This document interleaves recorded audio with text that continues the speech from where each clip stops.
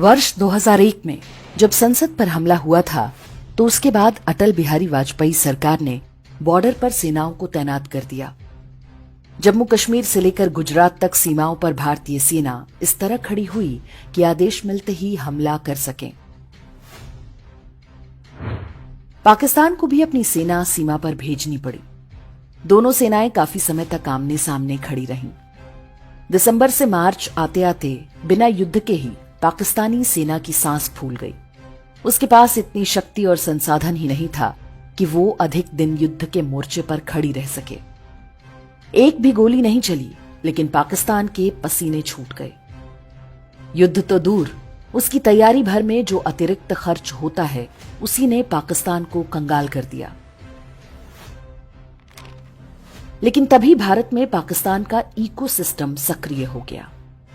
Media में ऐसी reports छपने लगीं कि थार के मरुस्थल में 51 डिग्री तापमान है। भारतीय सैनिक गर्मी से परेशान हैं। किसी भारतीय सैनिक के साथ कोई दुर्घटना हो जाए तो उसे खूब बढ़ा चढ़ाकर छापा जाता।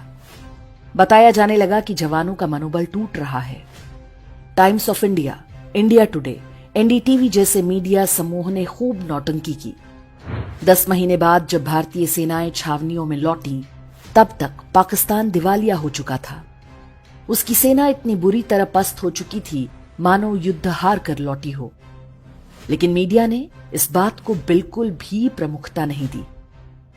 उल्टा वाजपेयी सरकार पर ताने मारे गए कि जब युद्ध लड़ना ही नहीं था तो सेना क्यों भेजी।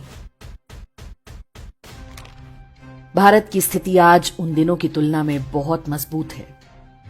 पाकिस्तान भारत से लड़ने आया तो पीछे से बलूचिस्तान और तालिबान वाले तैयार बैठे हैं। चीन अमेरिका के साथ टैरिफ वॉर में व्यस्त है। लेकिन जिस प्रकार से राजनीति और मीडिया का एक वर्ग युद्ध की हुंकार भर रहा है, वो संदेह पैदा करता है कि कहीं ये कोई जाल तो नहीं, युद्ध का जाल जिसमें भारत को फंसाया जा सके ताकि उसके आर्थिक विकास को पटरी से उतारा जा सके, वैसे ही जैसे रूस को यूक्रेन के साथ फंसाया गया। रूस जैसी महाशक्ति आज अपने सारे संसाधन यूक्रेन जैसे फटीचर देश पर बर्बाद कर रहा है। भारत एक आर्थिक और वैश्विक महाशक्ति के रूप में उभरे न अमेरिका चाहता है, न यूरोप, न चीन और न ही भारत के अंदर बैठे उनके एजेंट।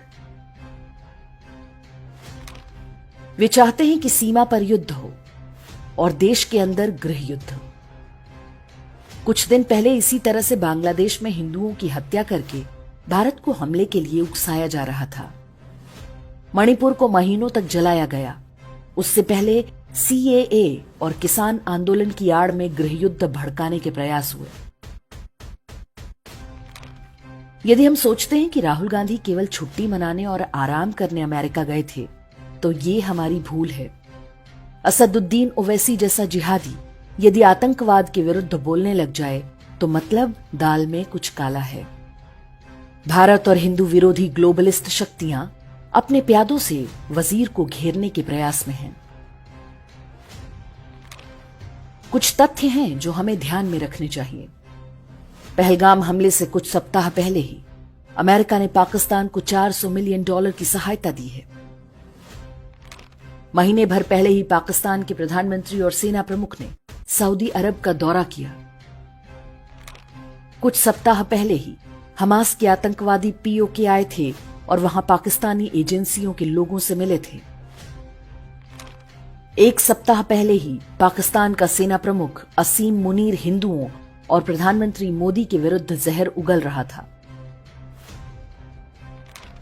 इन बातों का यह अर्थ बिल्कुल नहीं कि पाकिस्तान या बांग्लादेश को उनके दुस्साहस के लिए दंडित न किया जाए।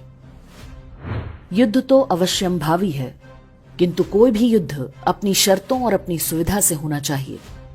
युद्ध एक निश्चित परिणामों के लिए लड़े जाने चाहिए, न कि अपने आक्रोश को शांत करने या जनभावना को संतुष्ट करने के लिए। पाकिस्तान, बांग्लादेश या किसी भी बाहरी शत्रु के साथ क्या करना है, ये सरकार और सेना पर छोड़ दें। वे आज हमला करें, 6 महीने बाद करें या ना करें, सरकार के पास 100 तरीके हैं। सिंधु का पानी रोकना तो उनमें से केवल एक है। हमारे लिए केवल इतना पर्याप्त है कि हम अपने गली मोहल्ले, कॉलोनी, सोसाइटी के आसपास बसे आधे मोर्चे के शत्रुओं पर कड़ी नजर रखें। उन राजनीतिक दलों पर भी नजर रखें जो वोट बैंक के लिए नीचता की सारी सीमाएं लांघ सकते हैं। चैनलों, अखबारों से लेकर यूट्यूबरों तक की एक बड़ी लश्कर उनके पास है। कुछ भाड़े के विदूषक भी इसी बहाने पब्लिसिटी लूटने में लगे हैं। उन सब की पहचान करें, जितना संभव हो उनका सामाजिक बहिष्कार करें। सेना केवल सरहद का युद्ध जीत सकती है। देश के अंदर की रखवाली हमें और आपको ही करनी होगी।